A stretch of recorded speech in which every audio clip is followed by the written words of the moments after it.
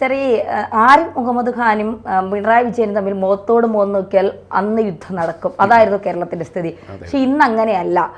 രാജേന്ദ്ര വിശ്വനാഥ് ആർലേക്കറും പിണറായിയും തമ്മിൽ മച്ചാൻ പോലെയാണ്. ഇപ്പോൾ ധനകാര്യമന്ത്രിയെ കാണാൻ പോയപ്പോഴും കേരള ഹൗസിൽ വിളിച്ചിരുത്തി ധനകാര്യമന്ത്രിക്കൊപ്പം ഗവർണറും മുഖ്യമന്ത്രിയും ഒരുമിച്ചിരുന്നു കൊണ്ടാണ് ആഹാരം കഴിക്കുന്നത്. പുട്ടും കടലക്കറിയും അപ്പവും മുട്ടക്കറിയും ഒക്കെ വിളമ്പിക്കൊണ്ട് വളരെ സൗഹൃദപരമായിട്ട്. അപ്പൊ ആരിഫ് മുഹമ്മദ് ഖാൻ അല്ല ഞാൻ മുഖ്യന്റെ ആളാണ് എന്നുകൂടി ആർലേക്കർ ഇവിടെ തെളിയിക്കുകയാണ്. എന്താണ് സാർ ഇതിന്റെ ഒരു പൊളിറ്റിക്സ് നമ്മൾ ഇതിലെങ്ങനെയാണ് കാണേണ്ടത്?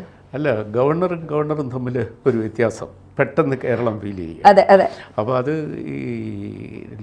ഇപ്പം നമ്മൾ ഒരു വേൾഡ് പൊളിറ്റിക്സിൻ്റെ ഒരു സ്റ്റൈല് തന്നെ ശ്രദ്ധിച്ചിട്ടുണ്ടോ? കൺഫ്രോണ്ടേഷൻ പോയി ലോകത്തുനിന്ന്, കൺസിലിയേഷനുള്ള സാധ്യതകളാണ്.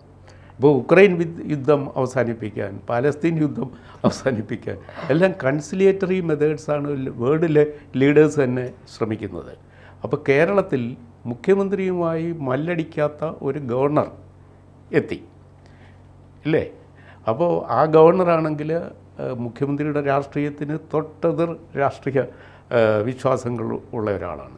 പക്ഷേ രാഷ്ട്രീയം മാറ്റിവെച്ച് കേരളത്തിൻ്റെ പൊതുവായ ആവശ്യത്തിന് മുഖ്യമന്ത്രി പറയുന്നതായാലും ശരി, കേന്ദ്രം പറയുന്നതായാലും ശരി, ഏതായാലും കേന്ദ്ര ധനകാര്യമന്ത്രിയുമായിട്ടുള്ള ഒരു ചർച്ചയ്ക്ക് മുഖ്യമന്ത്രിയോടൊപ്പം കേരള ഗവർണർ പങ്കെടുക്കുന്നു. അതിലേറ്റവും കൂടുതൽ ആശ്വാസം തോന്നേണ്ടത് മുഖ്യമന്ത്രിക്കാണ്.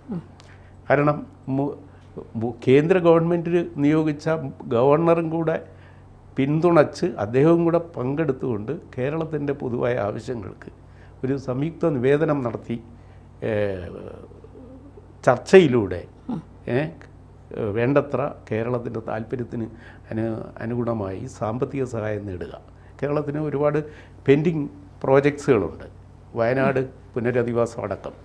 അപ്പോൾ അതിനൊക്കെ ആവശ്യമുള്ള ഫണ്ട് ചോദിച്ചുകൊണ്ടിരിക്കുകയാണ് കേരളം. പക്ഷേ കേരളത്തിൽ വേണ്ടത്ര ഹോംവർക്ക് ചെയ്യുന്നില്ല, കിട്ടുന്ന ഫണ്ടിന് കണക്ക് അവതരിപ്പിക്കുന്നില്ല. അതായിരുന്നു എപ്പോഴും കേന്ദ്ര ധനകാര്യ വകുപ്പിൻ്റെ പരാതി.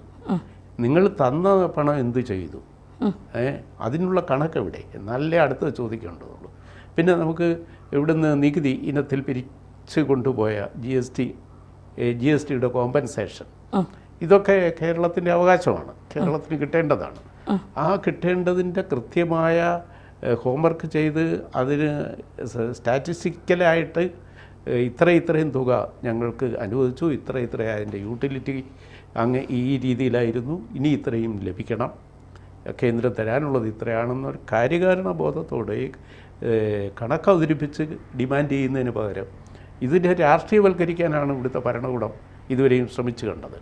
പക്ഷേ ഇപ്പോൾ അതിനൊരു മാറ്റം കാണുന്നു, കുറച്ചും കൂടെ അനുരഞ്ജന സമീപനം, അതിന് ഗവർണറുടെയും കൂടെ പിന്തുണ തേടി.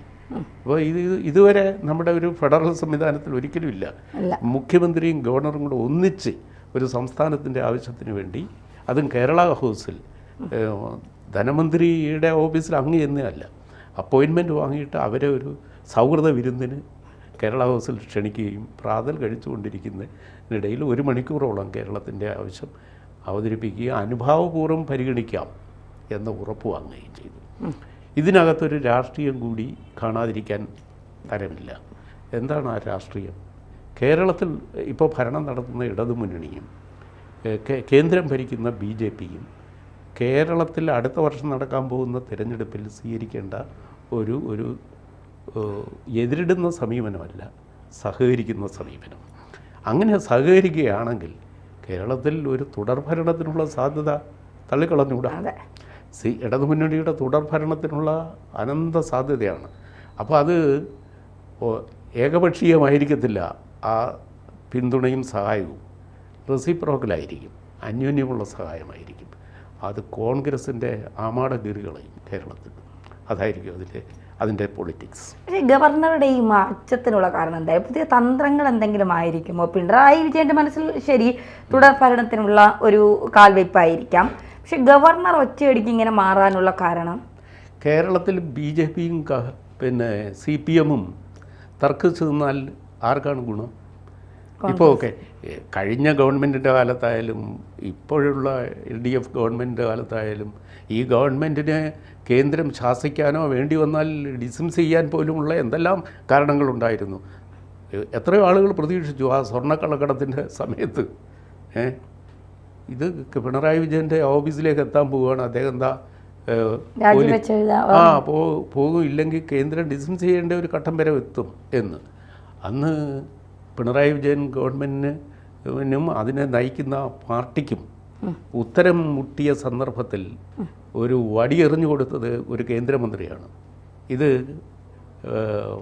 കേന്ദ്ര വിദേശകാര്യ വകുപ്പ് കൈകാര്യം ചെയ്യേണ്ട കേസാണെന്നല്ലേ പറഞ്ഞത്. അതുവഴി കേരളത്തിൻ്റെ ഇടതുമുന്നണിയുടെ വക്താക്കൾക്കൊരു വലിയ ആശ്വാസമാണ് ആ പ്രസ്താവനയിലൂടെ ലഭിച്ചത്. അപ്പോൾ അങ്ങനെ ഒരു സന്ദർഭത്തിൽ, ഒരു ക്രിട്ടിക്കൽ സന്ദർഭത്തിൽ കേന്ദ്രം കേരളത്തെ രക്ഷിക്കുന്ന ഒരു സമീപനമായിരുന്നു എടുത്തത്. അത് നമ്മൾ അതിനകത്ത് വലിയ രാഷ്ട്രീയ പ്രാധാന്യം കണ്ടില്ല. ഇപ്പോഴാണെങ്കിലോ കേരളത്തിൽ UDF നേതാക്കളുടെ മുഖഭാവവും പറച്ചിലുമൊക്കെ കേട്ടാൽ അവർക്ക് ഏതാനും മാസം കഴിഞ്ഞ് അധികാരത്തിലേക്ക് അവരങ്ങ് കയറാനായിട്ട് തയ്യാറായി നിൽക്കുകയാണ്. പക്ഷേ അതിൽ മുഖ്യമന്ത്രി ആര് എന്നതാണ് പ്രശ്നം. അപ്പോഴാണ് ശശി തരൂരിൻ്റെ ഒരു സമീപനം വരുന്നത്. അദ്ദേഹത്തിൻ്റെ വളരെ വിവാദപരമായ 2 പ്രസ്താവന. ഒന്ന്, മോഡിയുടെ വിദേശ നയം നല്ലതാണെന്ന് പറയുന്നു, കേരളത്തിൻ്റെ വ്യവസായ നയം അത്യുത്തമമാണെന്നും പറയുന്നു.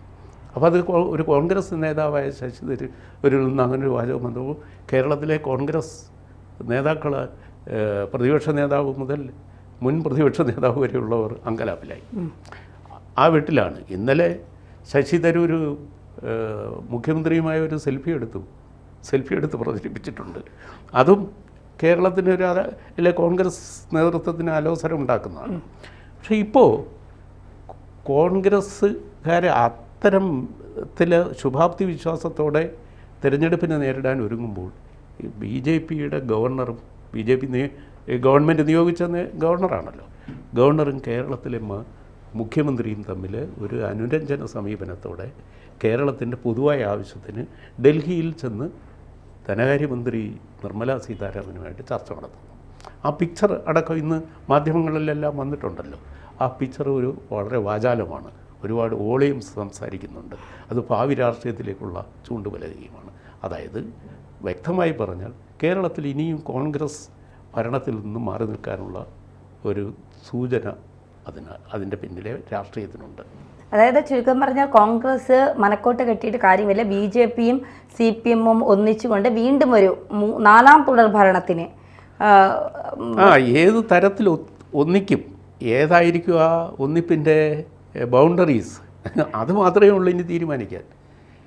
ഇത്രയും നാൾ BJPയുടെ B ടീമാണ് A ടീമാണെന്നൊക്കെ പറയുന്ന ആരോപണ പ്രത്യാരോപണങ്ങളല്ലേ ഉള്ളൂ. ഇപ്പോൾ അത് യോജിച്ച് നിൽക്കുകയാണ്. വികസന കാര്യത്തിൽ രാഷ്ട്രീയം വേണ്ട എന്ന ഒരു നിലപാടുള്ള ഗവർണറാണ് നമുക്കുള്ളത്. കോൺഗ്രസിൻ്റെ സമുന്നതനായ ഒരു നേതാവും തിരുവനന്തപുരം MP-യുമായ ശശി തരൂരും അതേ ടോണിൽ സംസാരിക്കുന്നു. അപ്പോൾ മാറി വരാൻ പോകുന്ന രാഷ്ട്രീയത്തിൻ്റെ ചില സൂചകങ്ങളായി ഇതിനെ എടുക്കണം. തീർച്ചയായും.